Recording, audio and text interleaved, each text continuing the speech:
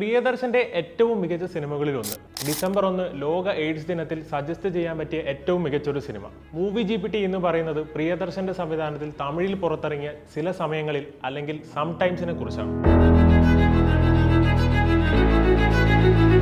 ഒരു ക്ലിനിക്കിൽ HIV ടെസ്റ്റിനായി എത്തുന്ന 7 പേർ, ലാബിനകത്തെ ചില മണിക്കൂറുകളിൽ ആ 7 പേരുടെ കഥ. അതാണ് ചില സമയങ്ങളിൽ. പൊതുവെ പ്രിയദർശൻ സിനിമകളിൽ കാണുന്നത് പോലെ വലിയ താരങ്ങളോ ആഘോഷങ്ങളോ ഒന്നുമില്ലാത്തൊരു സിനിമ. 80%-ലധികവും ക്ലിനിക്കിനുള്ളിലാണ് എടുത്തിട്ടുള്ളത്. എന്നാൽ ഒരു തരത്തിലും പ്രേക്ഷകന് അത് തോന്നാത്ത വിധമാണ് സമീർ താഹിർ ക്യാമറ ചെയ്തിരിക്കുന്നത്.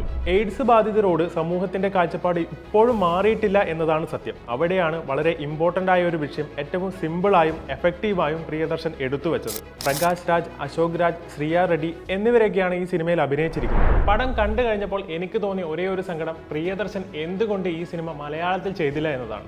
ഇതുപോലെ വേറെ സിനിമകളുണ്ടെങ്കിൽ നിങ്ങൾക്ക് സജസ്റ്റ് ചെയ്യാം. പടം ഇതുവരെ കണ്ടില്ലെങ്കിൽ കണ്ടു നോക്കുക, അഭിപ്രായം പറയുക.